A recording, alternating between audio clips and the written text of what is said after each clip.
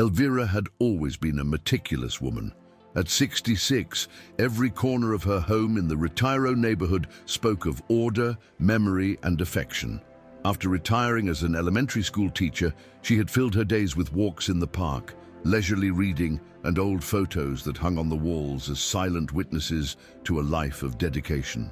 Her husband, Roberto, who had passed away 6 years earlier, had been her life partner for 4 decades. They shared laughter, routines, and a long-delayed dream, a Mediterranean cruise. Elvira had kept it close to her heart, like a promise to be kept. And that year, after much consideration, she decided to book her ticket alone, not as a tribute to Roberto, but as a gift to herself. For the first time, she allowed herself not to ask permission, not to wait for anyone. She was going to travel alone, by her own choice. The day of the trip dawned bright. Her suitcase was already in the taxi, the itinerary folded in her purse, and excitement made her heart beat like a teenager's. But just as she was about to close the door, a feeling of unease struck her. She went straight to the desk drawer and confirmed her suspicion. The passport was gone. Cursing under her breath, she went back upstairs, left the taxi waiting, and ran to the bedroom. She was sure she'd seen it on the dresser days before. While she was going through drawers and books, she heard voices coming from downstairs. The kitchen door had been left ajar, and there, unbeknownst to anyone, Elvira's life changed forever. Her daughter Gabriella's voice, broken but recognizable, uttered a sentence that froze the blood in her veins. "Everything is almost ready for the incapacity declaration. With that, the house and the bills will be in our names." Elvira stood motionless at the back of the hallway, barely breathing. The echo of the phrase floated like a buzz inside her head. Disability, house, bills. It couldn't be real. She moved forward silently until she was just behind the curtain that separated the entrance hall from the kitchen, suppressing the trembling of her legs. Then she heard Diego, her son-in-law, respond, "We have to do it before he decides to put the house in someone else's name. I already spoke with Dr. Ramirez. He'll sign the psychological report. He says that with your age and your behavior in recent months, it's easy to justify." Elvira felt her stomach tighten. The same doctor who had treated her for years, the same one who recommended walks and prescribed vitamins. It all seemed like a bad soap opera, but it was her life.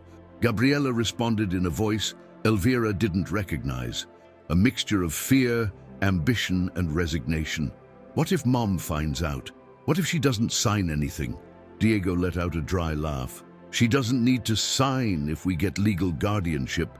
We just have to move the paperwork quickly and get 2 witnesses who say she's had episodes of confusion. We already have the doctor, and if necessary, we'll talk to that neighbor, the one on the 2nd floor, who thinks your mom is half deranged because she goes out for walks alone at dusk." It was at that moment that Elvira felt she was no longer listening to a conversation. She was witnessing a verdict. A trial without a defense, an ambush, her daughter, her son-in-law, her doctor, everyone she thought she trusted, united in a betrayal that had been patiently planned. But she wasn't going to cry.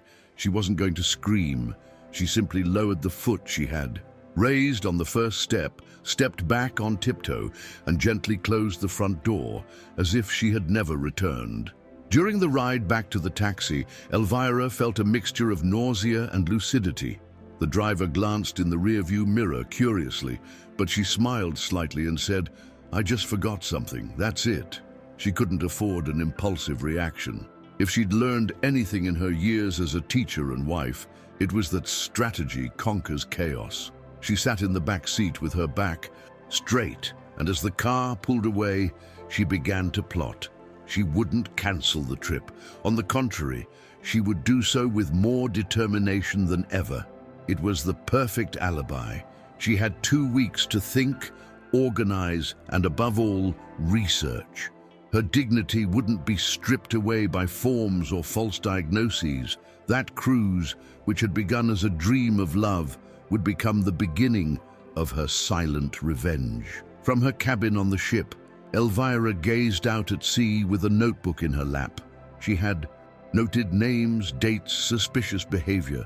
She remembered how Gabriela had begun visiting her more often in recent months, how Diego insisted on helping with the management of her bank accounts, how Dr. Ramirez suggested she get more rest and avoid important decisions. Everything fit together with the clarity of a planned betrayal, but she was no docile victim. For years, she had raised difficult children, resolved school conflicts, and supported parents in crisis. She knew how to observe, listen between the lines, and act without arousing suspicion. And now she would use that same skill to save herself. During a stopover in Barcelona, she discreetly sought out a private detective agency. She didn't explain much. She only asked for discretion, surveillance, and access to records. "My name is Elvira Ramos," she said in a firm voice, "and I need to know the extent of the lies surrounding me." The assigned detective, a young and straightforward woman named Clara Valverde, listened silently as Elvira handed her a handwritten list of the people she wanted to investigate. Clara didn't ask unnecessary questions. She just nodded and took notes. "I'll need access to your house while you're away," she warned. Elvira had anticipated this. She left her a copy of the key and Wi-Fi password. "My daughter and her husband live upstairs, but they use my house as if it were their own. If anyone breaks in, record everything.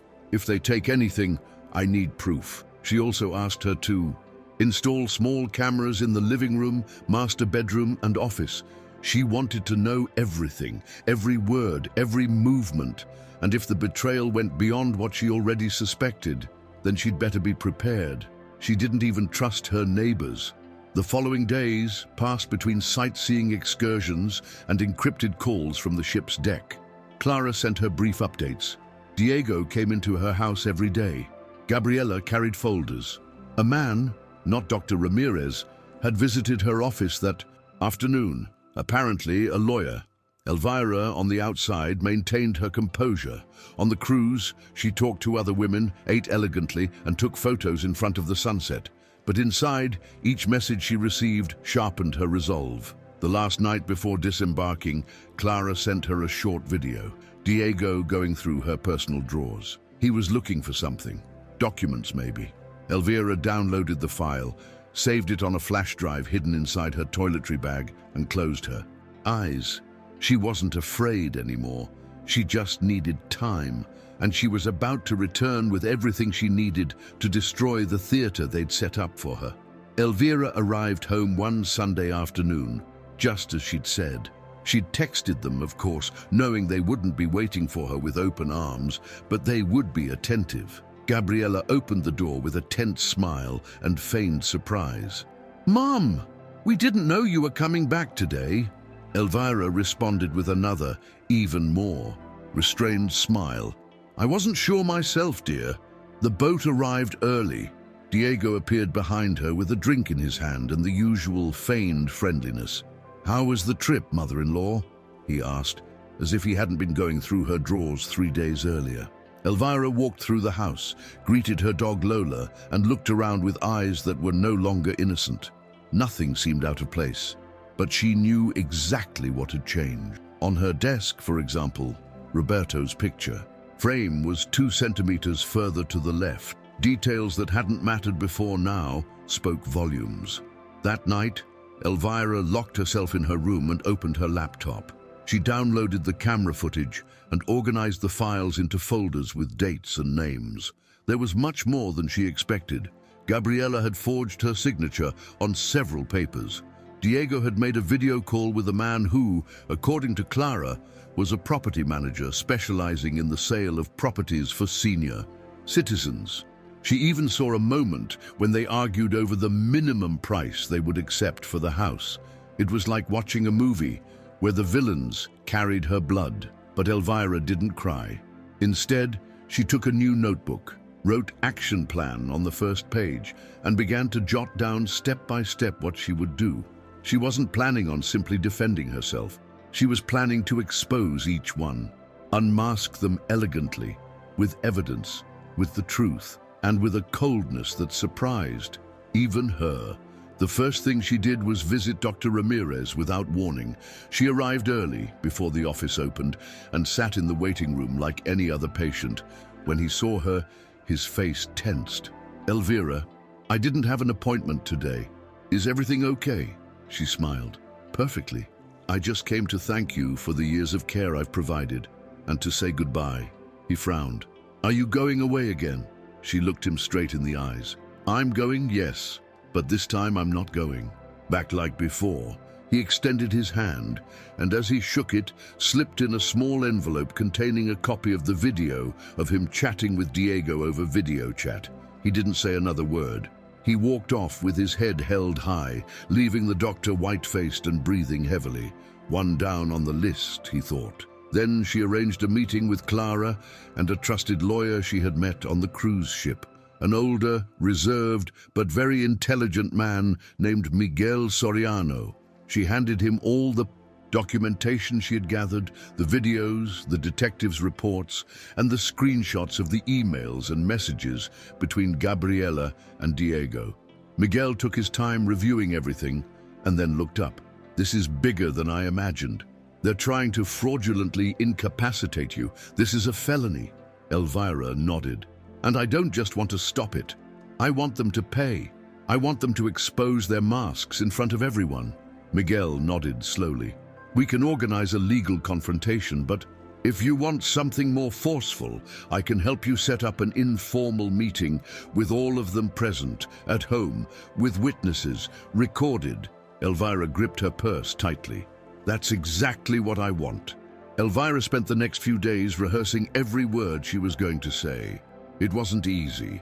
There was anger, yes, but also a sadness that outweighed the resentment. She couldn't help but wonder at what point Gabriela had lost herself, at what instant she had stopped seeing her mother as a human being and began to see her as a burden or a financial opportunity.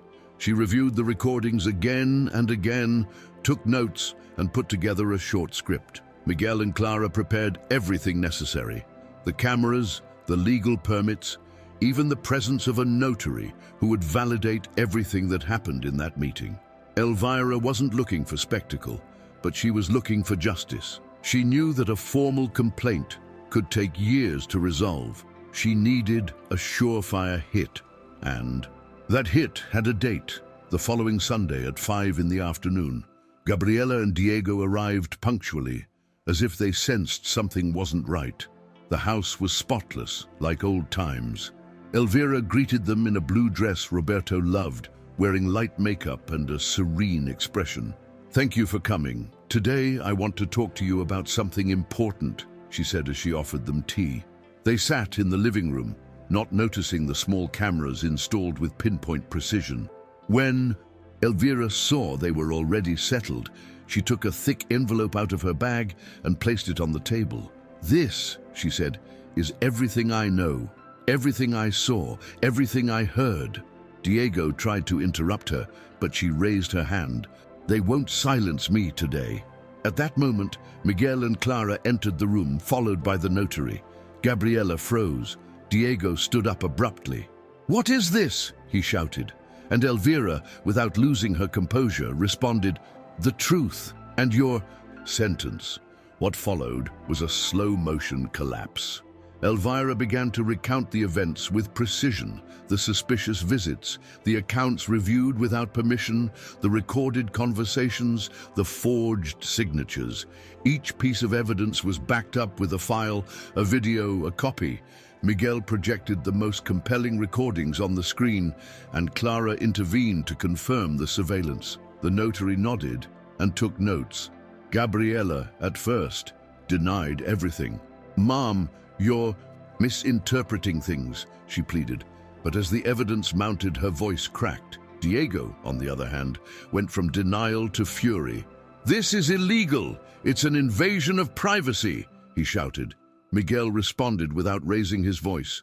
"What was illegal was what you and your wife tried to do. She is not incapacitated. She is fully conscious and has full will. And now, too, you have a criminal case in your hands." But the final blow came when Elvira asked for someone else to come in. Young woman with a serious face appeared from the doorway, accompanied by two small children. "This is Rosalia," Elvira said. "Diego's other family." Gabriela let out a stifled moan. The children, not fully understanding, clung to their mother's hands. Rosalia looked at Diego without saying a word. There was no need. Elvira had contacted her a few days earlier when Clara discovered the double life her son-in-law had been leading for almost 4 years. Rosalia, seeing the evidence, agreed to collaborate, not out of revenge, but out of dignity. "Now you understand everything, Gabriela. They didn't just want to steal my house. They stole you too." Elvira didn't scream.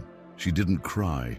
She only spoke with a calmness that hurt more than any reproach. The daughter she had raised, the family she had formed, was falling apart before her eyes. But this time, she was in charge. The police arrived an hour later. Diego tried to escape through the back door, but one of the officers was already stationed there, warned by Miguel. He was arrested for fraud, document forgery, and attempted misappropriation of assets. As they handcuffed him, he uttered nonsensical phrases, blaming everyone but himself. Gabriela said nothing. She sat on the couch, staring blankly, and her eyes red. Elvira felt neither pleasure nor relief, only a kind of bitter peace. She knew that, despite everything, this was still her daughter.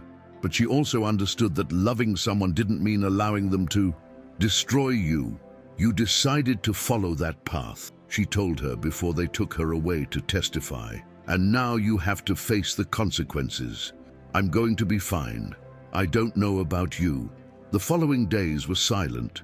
The house was empty, without the sound of foreign footsteps or fake conversations. Elvira spent hours sitting in the kitchen, drinking her coffee as she had before, in complete tranquility. Little by little, she collected her things, paying off accounts Diego had opened in her name, reviewing paperwork she had previously entrusted to others. Miguel accompanied her through every legal step. Clara stopped by to visit several times, and Rosalia, grateful, began to approach her with her children, at first just to thank her, then to share moments. One day, one of the children called Elvira grandmother. She froze for a moment, then smiled. It was a title she had lost with Gabriela, but which life unexpectedly had offered her again, not as a replacement, but as redemption. Elvira didn't want the story to remain a secret. She decided to write an open letter, which she published in a small local newspaper and shared on social media with Clara's help. She wasn't seeking public revenge or scandal, but rather to warn other older adults who might be in similar situations. If someone you love starts treating you as if you're no longer yourself, stop and observe. Listen, record if necessary. Your life doesn't end when they decide you're in the way. Sometimes it starts right there, she wrote. The message went viral among senior citizen groups and rights organizations. She received dozens of letters, calls, even invitations to speak at community centers. She had never been a public figure, but now her story resonated, and not just because of what had happened to her, but because of how she had defended herself. Over time, Elvira transformed her pain into movement. She enrolled in pottery classes, resumed her walks in the park, and traveled again.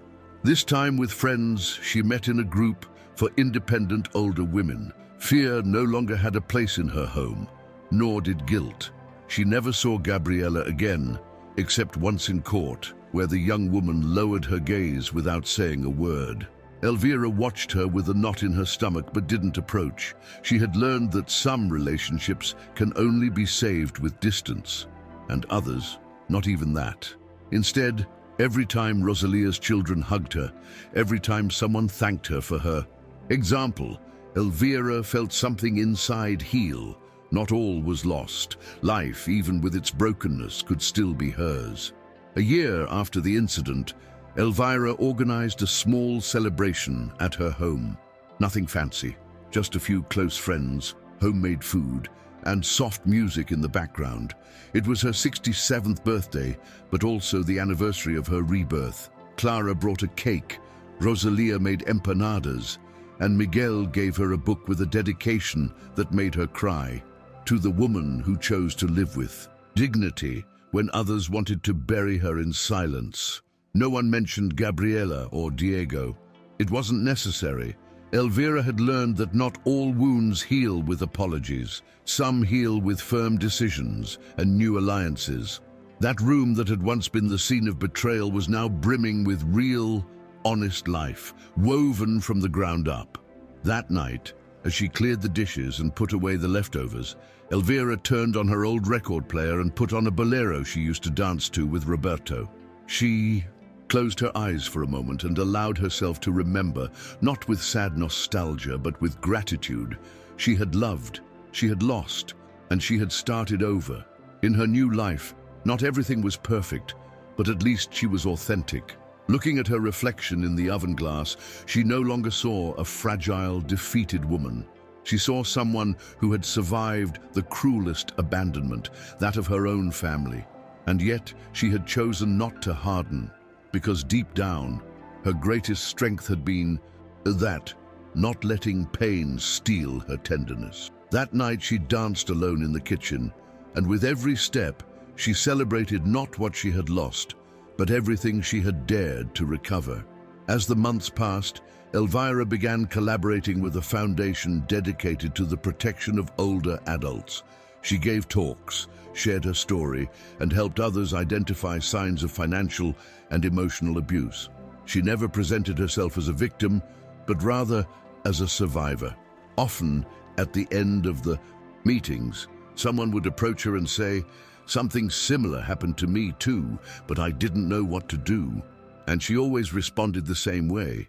It's never too late to react, and you're never as alone as you think. Through these conversations, she understood that her story wasn't unique, but rather part of a silent reality that affected many people.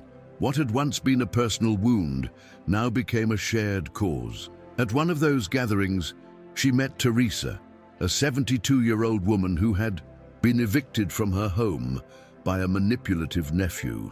Teresa, still fragile, confessed that she had nowhere to live. Elvira didn't think twice and invited her to stay with her while she sorted out her legal situation. Thus, without planning it, her house was once again filled with late-night conversations, cups of tea, and the complicity between women who had been discarded by their surroundings. Elvira didn't care about the comments of some neighbors. "She'll take in anyone now," they murmured.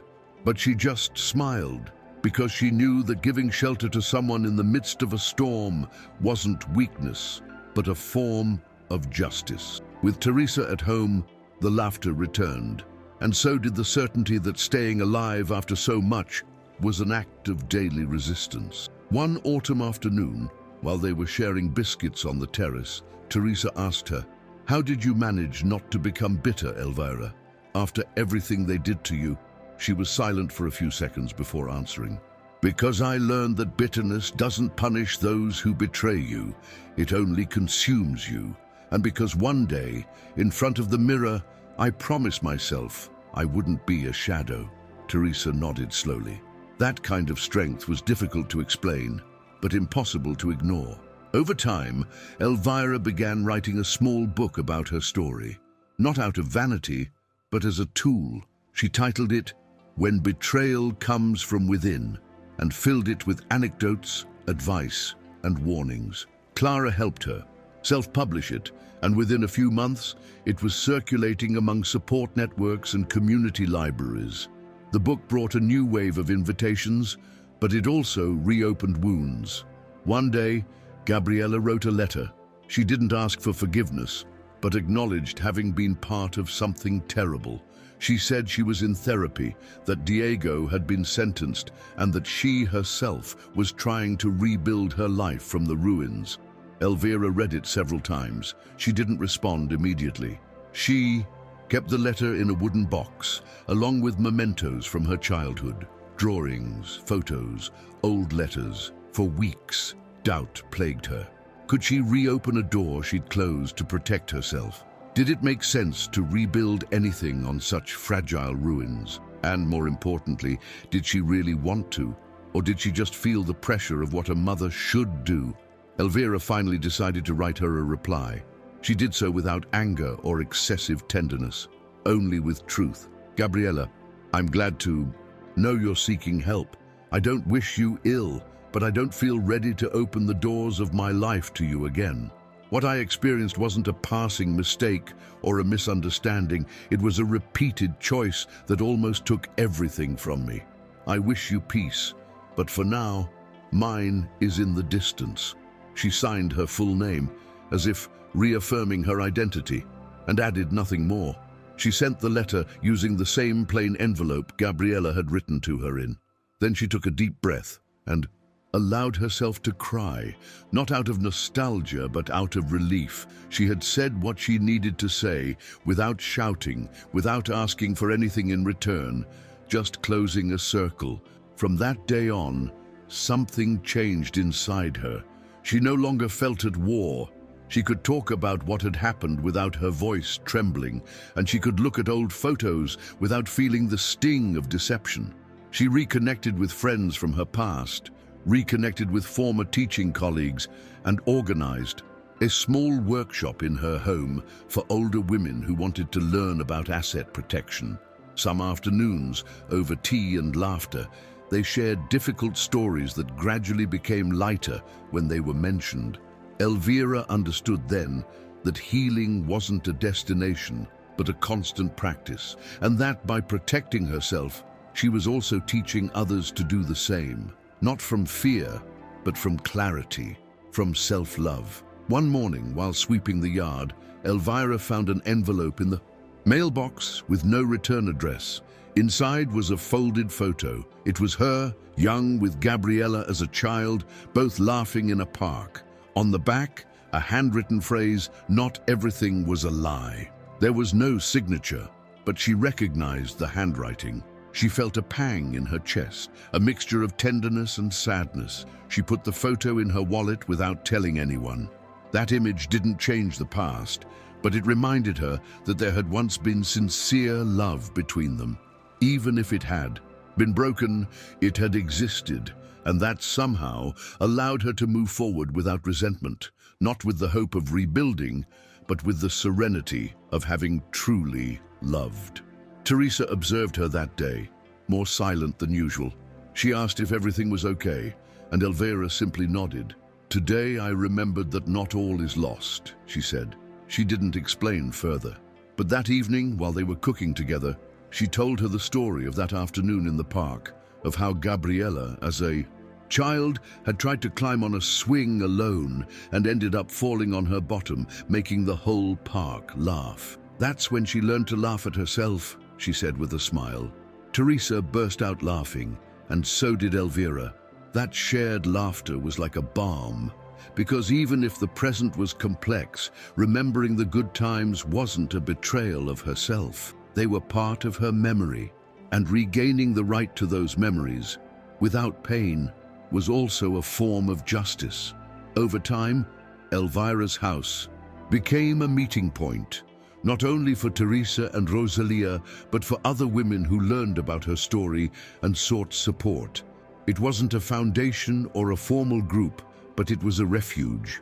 Some arrived silently, their eyes lowered, carrying invisible backpacks of sadness or anger, and little by little, over coffee, after dinner conversations, and simple tasks like watering plants or folding napkins, they began to raise their gaze again.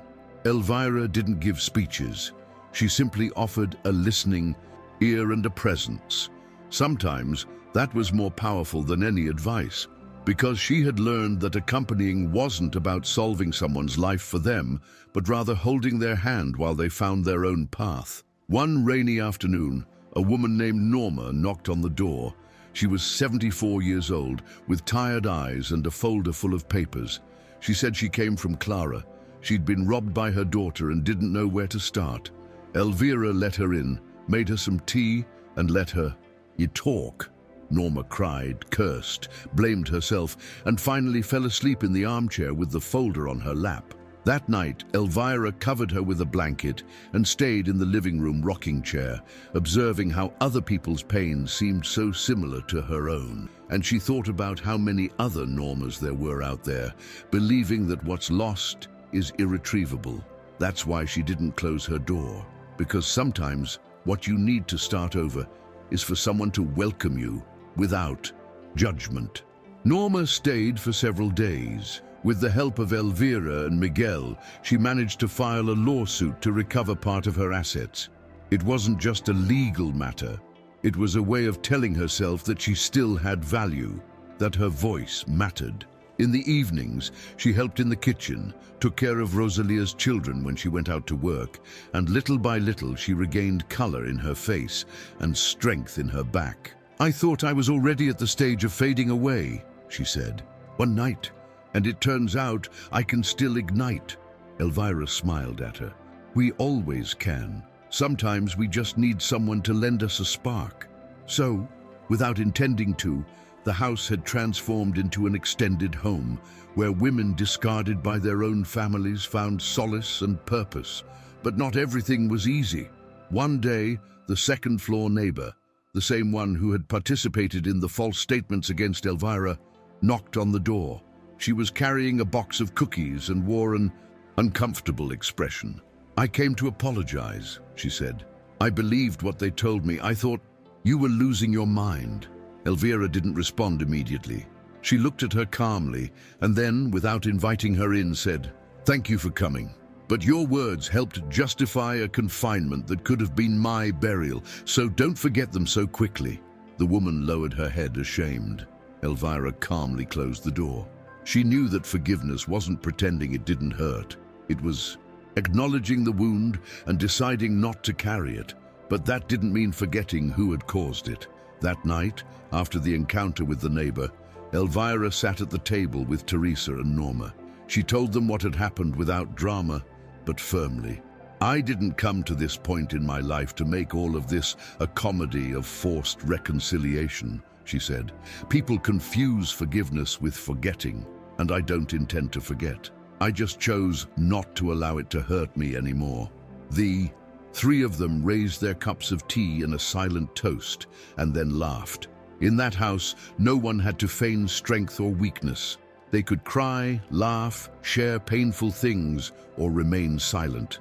And that, more than any legal or media achievement, was what Elvira valued most, having built a space where she finally felt completely herself. Days later, a local television production company contacted her. They had read her book, followed her story, and wanted to make a short documentary. Elvira hesitated. She wasn't interested in exposing herself or becoming a public figure. But then she thought of all the women who still lived in the silence of fear or guilt. She accepted on one condition, that they not sugarcoat the truth, that they tell everything, bluntly and with respect. The crew arrived a week later. They filmed at her home, in the park where she used to walk, and also at the senior center where she gave talks. Clara and Miguel participated, and even Rosalia appeared briefly, talking about what meeting Elvira had meant to her. When the documentary aired, the response was immediate. Hundreds of messages flooded her inbox, and the most unexpected, a letter signed by a group of lawyers who wanted to propose a joint project. Elvira read the proposal carefully. It was a national campaign to highlight property abuses against older adults, with real testimonies, free legal advice, and community support networks. They wanted her to be the face of the project, not as a media figure, but as a symbol of resistance. She hesitated for a few days. She consulted with Clara, Miguel, and the women in her closest circle. "Isn't that too much?" she asked aloud one afternoon. Teresa, without looking up from her knitting, replied, "What they did to you was too much. This is fair." With that, Elvira accepted. She knew that exposing herself again entailed risks, but she also knew that if her story could help others avoid the same thing, then it was worth it. The campaign was a success. They toured cities, recorded informational capsules, and organized in-person and virtual meetings. Elvira spoke clearly, without embellishment. "I'm not a heroine, just a woman who said enough." Her words resonated deeply because they weren't rehearsed. They were born from lived experience. Many people approached her after each event just to hug her, to thank her, to tell her that thanks to her story, they had dared to look into their own cases. Sometimes she broke down. Other times she was speechless. But she never felt she had made a mistake in speaking out. That journey that had begun with a forgotten passport had ended up taking her much further than she ever imagined. Not to a Mediterranean cruise, but to the heart of a silent struggle that now had a name and a face. One night, after an intense day of filming in Cordoba, Elvira was alone in her hotel room. She looked out the window at the city lights and felt a mixture of tiredness and gratitude. On the bed was a folder with new cases she'd been given. Stories of other Elviras still caught in the web of family lies and manipulation. She thought about each of them, their faces, their letters. And she also thought about herself, about that woman who one day silently went down the stairs so as not to be seen, who got into a taxi with a broken heart, and who decided not to give up. She sat down to write a simple sentence in her diary. "I survived because I refused to disappear." She underlined it twice and closed the notebook. In that simple gesture, she sealed a phase of her life. Upon returning home, she was greeted with hugs, hot food, and music. Teresa was now walking more upright. Norma had recovered part of her inheritance. Rosalia had found a steady job, and the children were older and more secure. Elvira felt surrounded by a family that wasn't blood-related, but loving. And she understood that motherhood wasn't limited to giving birth, just as family wasn't defined solely by genetics. It was about connection, choice, and care. So when one of the center's volunteers asked her if it hurt to have lost her biological daughter, Elvira answered honestly, "It hurts, but it also relieves me, because I was saved from continuing to be an accomplice to a lie, and I chose to live without fear. That, at my age, is a gift I won't repay." As the months passed, Elvira reduced her public activities, not out of fatigue, but by choice. She wanted to enjoy the simple days again, reading in the mornings, cooking leisurely, going for walks aimlessly. The struggle continued, but now other voices had taken up the baton. She had formed a network, and that was the important thing. At the community center, several of the women she had welcomed started their own workshops. Norma coordinated a therapeutic writing group. Teresa taught embroidery and emotional support. Elvira attended as one of the group, sitting in a corner, listening, smiling. She didn't need to be the center of attention. She had been a beacon when necessary, and now she could simply be a woman at peace with her story. One day, while watering the plants on the balcony, she received an unexpected visitor, a young man in his 20s with a backpack slung over his shoulder and Gabriella's eyes. "Hello? I think I'm your grandson," he said nervously. Elvira felt her breath catch in her throat for a second. She invited him in without a word. She made coffee like old times and sat down across from him, trying to decipher that mix of surprise, excitement, and caution. The young man, named Andrés, explained that he had grown up believing his grandmother had died years ago. It was only now, after watching the documentary, that he learned the truth. His mother had never spoken about the subject, but he wanted to find her. "I don't know what happened between you two, but I want to know who I am, and I think you have part of that answer." Elvira watched him closely. At that moment, she understood that some doors don't open by force, but when someone knocks with their heart in their hand. Elvira didn't know exactly what to feel. Andrés was a stranger, but he also wore familiar expressions on his face. The way he frowned when he thought, the way he held the cup in both hands, even the way he smiled shyly. They talked for hours without pressure. He asked her about her childhood, about her mother, about Roberto. She answered what she could, without sugarcoating the facts or carrying resentment. "Your mother and I took different paths. "But that doesn't have to mark yours," she told him. Andres nodded silently, like someone grateful for something they can't put into words. When they said goodbye, he asked her to come back. Elvira didn't promise anything, but she left him a piece of cake wrapped in aluminum foil and a tender gesture that said more than 1,000 yeses. When she closed the door, she leaned against it, her heart beating hard. She didn't know what came next, but for the first time in a long time, she was curious to find out. Andres returned, once, then another, until his presence became natural. He helped with small things, carrying bags, fixing a chair, teaching Norma how to use her cell phone. He didn't ask too many questions, but he observed everything carefully. One day, he brought her a drawing, a portrait of Elvira surrounded by books, plants, and cups of tea. He had done it himself as a way of thanking her.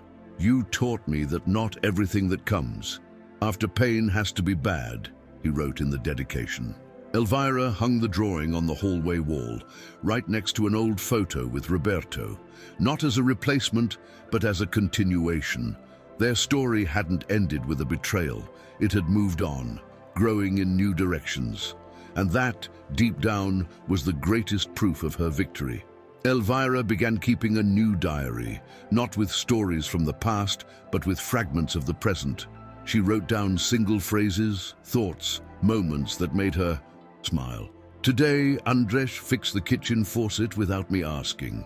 Teresa and Norma laughed until they cried, watching an absurd soap opera. I feel alive. I feel free." It was a way of recording what had previously gone unnoticed.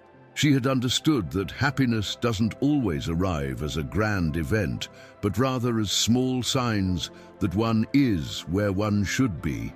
Elvira wasn't fooling herself. There were grey days, moments when loneliness reared its ugly head, but now she knew how to respond. Not with resignation, but with presence. She watered the plants, played music, called someone. She no longer ran from her silences. She had learned to inhabit them. One summer afternoon, while organizing a small get-together at home, Elvira saw Andres chatting animatedly with Miguel. He seemed comfortable, at ease, happy, and in that moment, something inside her softened, not out of nostalgia, but out of gratitude. She had gained a grandson, yes, but she had also gained a version of herself she had never imagined, strong yet open, firm yet willing to build. That night, as she turned off the living room lights, she paused in front of the mirror and looked at herself for a long time. She no longer searched her reflection for traces of the past, not even of pain. She only recognized a woman who refused to let herself be erased, who chose to live with dignity when they tried to silence her, and who, despite everything, still believed in the possibility of starting over. The following weeks passed calmly, as if life were giving her a well-deserved respite. Elvira and Andres began to share routines. A Wednesday stroll through the neighborhood fair, Saturday afternoons of reading, and Sunday card games after lunch. They didn't talk much about the past. What mattered was the present. On one of those walks, Andres asked her if she'd ever thought about moving. Elvira looked at him tenderly. "This house was a battlefield, yes, but it's also the place where I rebuilt myself. They buried my dignity here, and I dug it out here. I'm not leaving. This place isn't a wound, it's a testimony." Andres didn't respond, but he squeezed her hand tightly, as if he understood the depth of those words. Elvira then decided to do something symbolic. She painted the house, not out of necessity, but out of renewal. She chose warm, soft colors that gave a feeling of shelter. She involved everyone: Teresa, Norma, Rosalia. Even the children helped with small paintbrushes. It was a day of laughter, splashes of paint, and loud music. When it was over, they hung new curtains, rearranged some furniture, and placed fresh flowers in every corner. Elvira looked at the result with satisfaction. It was no longer just her house. It was a shared space, a declaration that she could still reinvent herself. That home, which had been on the verge of being sold behind her back, now shone brighter than ever, not because of what it had, but because of what it represented, a place where dignity had taken root. With her house renovated and her heart lighter, Elvira began writing a second book. It wasn't a sequel to the first, but something different, a collection of stories from women who had gone through similar situations and had found new ways of living. She titled it Voices That Won't Be Silenced. She interviewed Norma, Teresa, and other women from the community center and also included her own voice, this time not from pain, but from shared experience. We are not just survivors. We are architects of new lives, she wrote in the prologue. The publisher, upon reading the draft, was enthusiastic and proposed a national publication. Elvira accepted, not for recognition, but because each story deserved to be heard, because silence only protects the aggressors, and she wasn't willing to remain silent anymore. On the day of the book launch, the auditorium was packed. Older women, young women, professionals, students, journalists.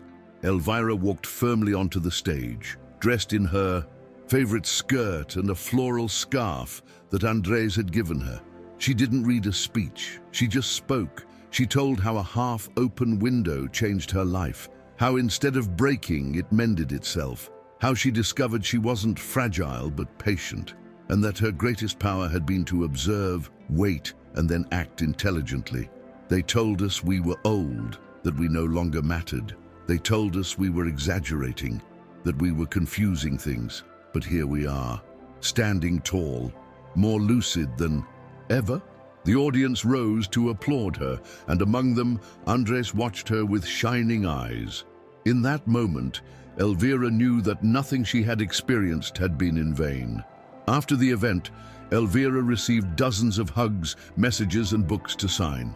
Some women handed her handwritten letters, thanking her for giving them a voice, for representing what many had kept quiet for years. She took the time to look each one in the eye, listen to their brief stories, and respond honestly. There was no heroine about her, only the calm of someone who no longer needs to prove anything. That night, when she returned home, she sat on the couch with a hot tea and her feet bare. She looked at Andres's drawing on the wall and the new shelf with the first copies of his book. The house smelled of flowers, new paper, and living history, and Elvira, for the first time, allowed herself to rest with the certainty that she had done the right thing, not out of revenge, but out of justice. Andres, seeing her, so fulfilled, proposed something a few days later to hold an intergenerational workshop together. Grandmothers and grandchildren who can rebuild bonds through art and words, he explained enthusiastically. Elvira smiled. She thought the idea was beautiful. Together, they presented the project to the community center, which immediately approved it. They began with a small group. Grandchildren who hadn't met their grandmothers, grandmothers who had been separated by family conflicts. In that space, reconciliation wasn't required, only presence and respect. They wrote letters, portraits were taken, stories were told. Elvira guided gently, allowing each connection to find its rhythm, and in that give and take, she too healed pieces of her own history. Because sometimes healing isn't forgetting, it's learning to live with what was and build something new with what remains. The workshop became a sacred space for many. What began as a small initiative transformed into an ongoing project with a waiting list and broadcasts on local radio stations. Some participants cried during the first session.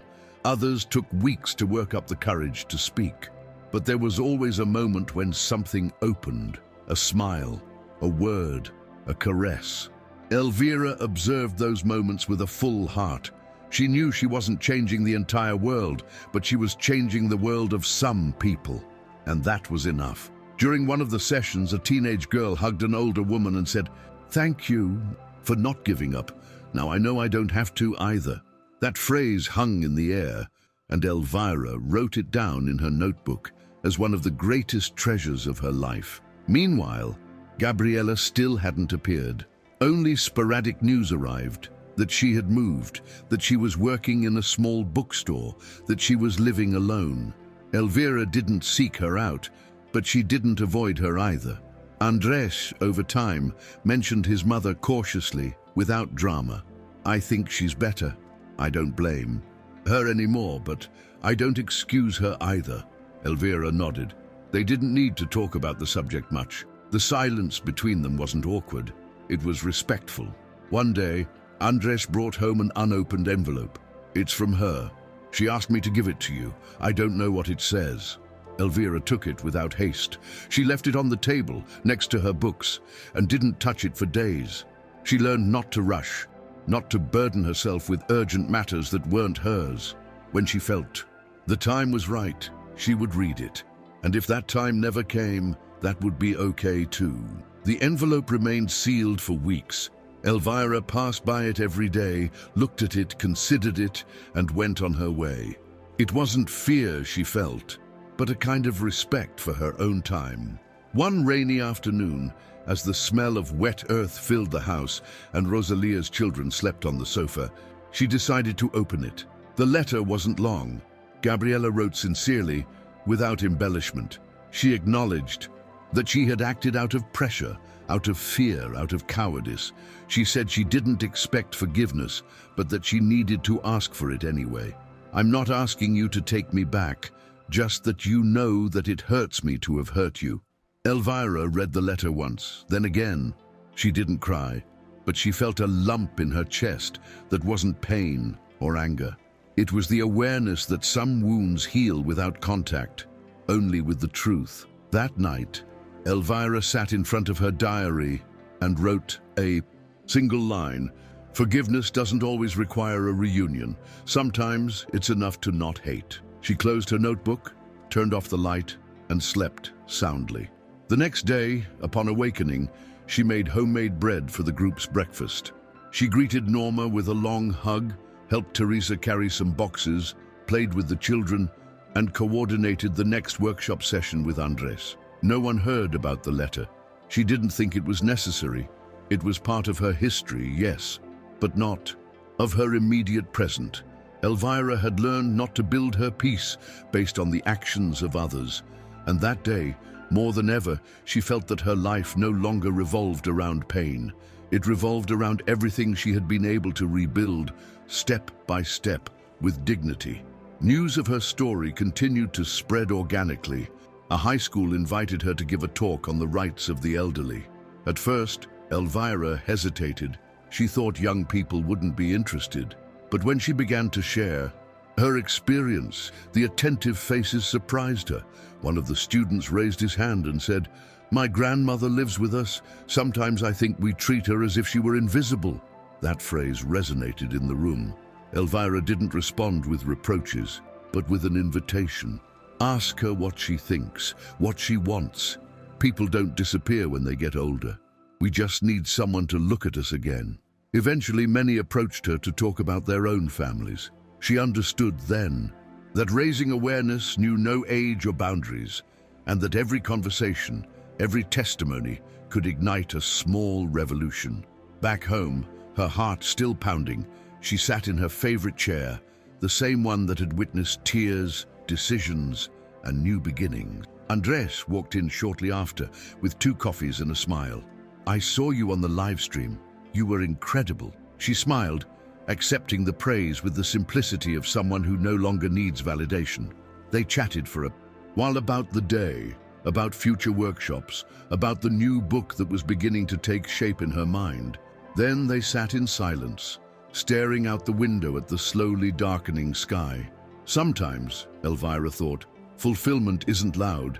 It arrives like that, softly, like a blanket that wraps you loosely.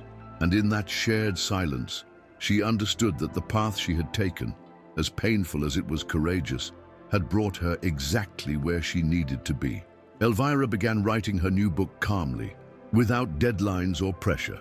This time, she didn't want to just tell her story, but rather explore how self-love can be rebuilt after abandonment. She compiled testimonies, reflections, and short conversations with women she had met along the way. She called the project After the Silence because she felt the hardest part hadn't been facing the betrayal, but learning to talk about it without her voice trembling. Every night, She sat in front of her computer with a cup of tea, listened to instrumental music, and let the words flow. She didn't care if it took a month or a year.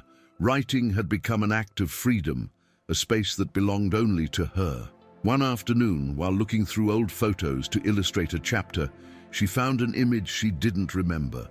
Her and Gabriella sitting on a park bench, both laughing with their heads thrown back. The photo was wrinkled, forgotten among papers, but intact. Elvira held it in her hands for a long time. She didn't feel nostalgia or sadness, only recognition.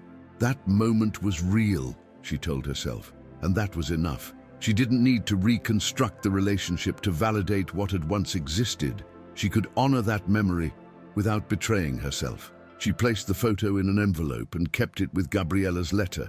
She didn't know if she would ever see her again, but if that day came, she would show her that image as proof that love had existed. And even though she had changed since then, she had also left a mark worth remembering. The days passed with the tranquil harmony that Elvira valued so much. The garden began to bloom with the arrival of spring, and every corner of the house reflected life. The women in the group continued to meet weekly, and now some older men had also joined, drawn by the warmth of the space. They didn't just talk about betrayal or pain, but also about movies, recipes, projects, and beautiful memories. It was a lively, diverse, and constantly evolving community. One day, Norma suggested organizing a small neighborhood festival to make the voices of the elders visible. Everyone was enthusiastic. Elvira was too, although she preferred to stay behind the scenes. "I've talked enough," she said, laughing. But when she was invited to close the event with a few words, she accepted, not out of the spotlight, but out of gratitude. At the festival, surrounded by neighbors, children, and music, Elvira took the microphone and said something she'd been thinking about for weeks. "When they broke my trust, I thought it was all over, but today I know that life can begin right after the breakup. Not like before, not as if nothing had happened, but better, because now I know who I am." There was applause, yes, but also tears. Not just from women, but also from men who had silenced similar pains. After the event, a woman with white hair and a steady gaze approached her and said, "You gave me back the desire to leave the house." Elvira took her hand, moved, because she knew there was no greater achievement than that. To ignite in another the spark that was once lit in you when you needed it most. After the festival, the community grew even more. People from other neighborhoods began visiting Elvira's house, seeking guidance, support, or simply a space where they felt seen. New workshops were organized: writing, oral memory, legal advocacy, even a collective cooking class. Elvira, although no longer leading all the gatherings, remained the soul of the place. With a glance, a brief phrase, or a well-poured cup of tea, she made a difference. Her every gesture was a reminder that second chances don't just happen. They are built, nurtured, and defended. Andres began documenting everything that happened there, recording videos, taking photos, and interviewing participants. He wanted to create a living archive of what his grandmother had inspired.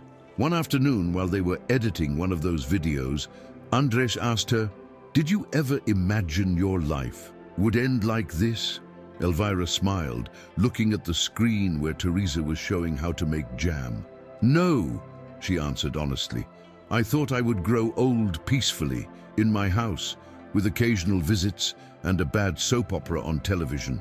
But life had other plans. It pushed me to fight for myself. And in that fight I found much more than I dreamed of." Andres looked down, moved. "I also found something," he said. "A family I didn't know I had." Elvira stroked his hand, grateful. Because beyond everything she had lost, what she had gained couldn't be measured in accounts or properties. It was measured in true bonds, in respect, and in the certainty of having been true to herself until the end. As time passed, Elvira began leaving written instructions on how to continue the community project in her absence. not because she was ill or because she thought about leaving soon, but because she had learned, through hard experiences, that important things must be organized during her lifetime. She appointed Norma as head of general management, Teresa as in charge of new workshops, and Andres as custodian of the archives and memories. She also wrote a letter addressed to the future, to be read on the anniversary of the space they had created together. In it, she spoke of dignity, community, and how a betrayal can, with time and the right decision, become the seed of something much greater. One day, while sweeping the patio, she found a small plant growing in a pot where no one had planted it. She looked at it with curiosity, not quite recognizing it, and decided not to pull it out. Sometimes life insists on blooming in the most unexpected corners, she thought. That night she wrote about it in her diary. She recounted how she had learned to let it grow without controlling everything, how trust, even if wounded, could be replanted, and how, although the past couldn't be erased, it could be redefined. That little plant became a symbol. She watered it carefully and spoke about it in workshops. I don't know what it is, but it stayed, and that's enough, just like her, who, against all odds, stayed standing, not out of foolishness, but out of determination. Over time, Elvira's health began to show signs of deterioration. These weren't major alarm bells, but rather small reminders. Persistent fatigue, joint pain, and a few more frequent visits to the doctor. Nothing that prevented her from continuing with her routine, but enough to make her more aware of her body. Instead of worrying, she took it as an invitation to slow down, to read more, sleep better, and say no when necessary. She continued participating in the workshops, although now more as a listener than a guide. She gratefully accepted this new place. And in it, she discovered another form of wisdom, that of someone who no longer needs to prove anything, just to be, and to be well. One afternoon, while she was knitting with Teresa on the porch, she received an unexpected visitor. It was Gabriela, thinner, her face marked by time and her eyes lowered. She brought no flowers or gifts, just a folder in her hand. "I didn't come to ask for anything," she said. "I just want to give you this." It was a legal document formally waiving any claim to Elvira's house or assets. There was also a typewritten letter expressing her decision to responsibly close the chapter. "I don't know if we'll ever be able to talk, but at least I want you to know that I respect what you did and that I'm trying to be a different person." Elvira didn't respond immediately. She took the folder, offered her a glass of water, and silently let her go. When the door closed, she sighed deeply. It wasn't reconciliation, but it was something. And sometimes, something is enough. That night, Elvira couldn't sleep, not out of sadness, but because her mind was filled with memories of when Gabriela was a little girl clinging to her skirt on the first day of school, of the times they cooked together, of simple birthdays with homemade cake. She couldn't deny that she loved her daughter deeply, even when disappointment forced her to set limits. But she also understood that it wasn't her duty to rebuild what another had destroyed. The legal folder was a gesture of respect, and that meant a lot. The next day, Elvira placed that document in its wooden box next to the letter, the photo in the park, and other important mementos. Not to dwell on the past, but to remind herself of everything she had been through, and how, even after the pain, she had chosen to live with dignity. The following days were luminous. Andres organized an exhibition featuring the works from the intergenerational workshop, and the community center was filled with families, curious onlookers, and neighbors. There were photographs, drawings, poems, and recordings. Elvira, sitting in the front row, observed everything with discreet pride. Each work was a testament to overcoming difficulties, of rescued tenderness, of bonds repaired or reinvented. At the end of the event, Andres invited her to say a few words. She slowly stood up, took the microphone and said, "Thank you for not giving up. Thank you for believing in yourselves again, in me, in life." There were prolonged applause, hugs, tears, but above all there was truth. And Elvira knew with calm certainty that her story, with all its fractures, was not an open wound. It was a firm scar. And on that scar, she had built something beautiful. One autumn morning, while sweeping the leaves from the patio, Elvira stopped to look at the tree she had planted with Rosalia and the children years before. It had been small at first, a fragile twig, but now it provided shade. Under that tree they had read stories, drunk mate, even cried silently. Elvira caressed the trunk and thought about how many things can grow with care even after the storm. Her life, like that tree, had put down deep roots in a soil that others tried to destroy. But she cared for it. She defended it.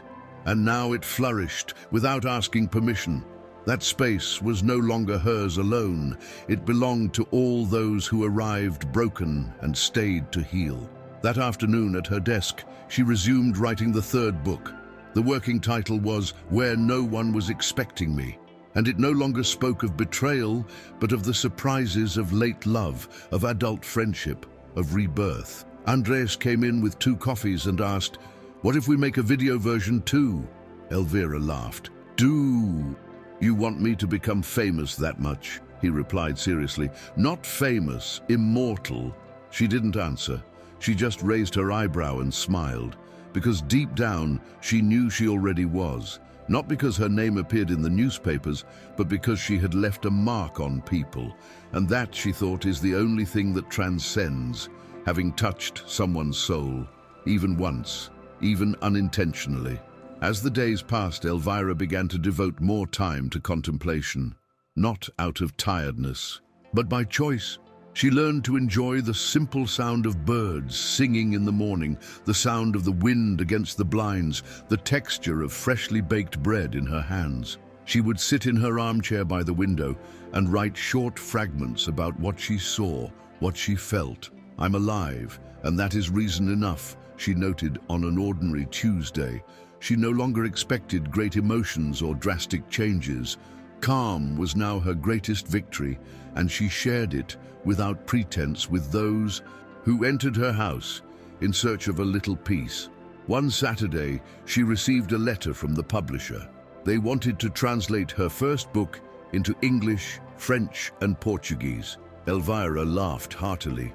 "Look at you, the old neighborhood teacher crossing borders." She didn't take it as glory, but as a testament to how far a story can go when told truthfully. She humbly accepted, insisting that the proceeds go to the community network she had founded with her friends. That was her only condition, that whatever emerged from her pain would serve to protect others. Because if she had learned anything, it was that everything she had experienced, the good, the unjust, the unbearable, could be turned into something useful if it was placed at the service of love. And that was what guided her final steps. Love for what was, for what is, and for what could yet be. In one of the workshop's final meetings, a very young woman, a recent arrival, said to Elvira, "They told me you're strong, but I don't understand how you do that, how you are strong." Elvira looked at her tenderly and replied, "You don't. You survive. One day you get up even if it hurts, and the next day too, and before you know it, you're back on your feet." The girl cried, and Elvira hugged her. She didn't need any further explanation. Her very presence was proof that words weren't theory. She had lived through it all, and she was still there, smiling, sharing, living, without pretensions or armor, only with a quiet strength that came from having lost almost everything and still loving life. That night, Elvira took out a blank sheet of paper and wrote a letter with no addressee. "Thank you for everything, for what you gave me and for what you took away. Because without that, I wouldn't be who I am." She signed it and put it in its wooden box. Then she made an infusion, sat in her usual armchair, and let the silence embrace her. She didn't think about what was to come, or about what was no longer. Oh, there, only about that perfect, complete hers, in her home at peace, surrounded by voices that had once been whispers of pain and were now songs of hope. Because she had achieved the most difficult thing, to live without fear, and to be an example without intending to be. That was her legacy. The next day, Elvira woke up early, as always. She prepared breakfast, watered her plants, and checked the community group messages. Nothing out of the ordinary, but something about her gait was more leisurely, as if her body knew a new phase was approaching. Andres arrived with croissants, and they sat talking in the kitchen. "I was thinking about putting together a library here at home with the books people donated," he said. Elvira smiled. "I think it's beautiful that books can live on where there was once so much silence." That phrase lingered. Then they spent the afternoon organizing boxes, laughing and choosing titles. Elvira was calm, light-hearted, as if everything were in its place, because it was. That night, before going to sleep, she looked at herself once more in the hall mirror. She wasn't looking for youth or certainties. She only wanted to recognize in her eyes the woman who had endured, who had defended herself, who had loved even when she was failed. And she did. She saw herself whole. She turned off the light, walked to her bed, and lay down with the same peace of someone who is no longer afraid of waking up, but also no longer afraid of not waking up. Outside, the tree in the yard stood firm. The unexpected little plant in the pot continued to grow, and the house, her house, breathed. Everything was fine. Everything had been worth it. Days later, in the community group, they placed a plaque next to the tree in the courtyard. It read, "Dignity flourished here." Nothing else was needed. Those who passed by that house knew that there had lived a woman who refused to disappear, who was betrayed by those she loved most, and who still chose to rebuild herself through truth, self-love, and generosity. Elvira was no longer physically present, but her voice continued to resonate in every corner, in every gesture of care, in every story shared over mates and snacks. Andres, Norma, Teresa, Rosalia, and so many others were responsible for keeping alive the spirit she planted. The spirit of enduring without hardening, of starting over without losing tenderness. And so, Elvira became immortal. Not because of the publications or the accolades, but because every person who passed through that house left different, because her story taught us that betrayal doesn't define an end, but a choice, that it's never too late to say enough, that self-love isn't selfishness, it's survival, and that when all seems lost, sometimes all it takes is a half-open window, a suspicion, an act of courage to change everything. Her life wasn't easy, but it was hers, and in every decision she made after that morning with her passport, she showed that, with dignity, every story can be rewritten until the very end.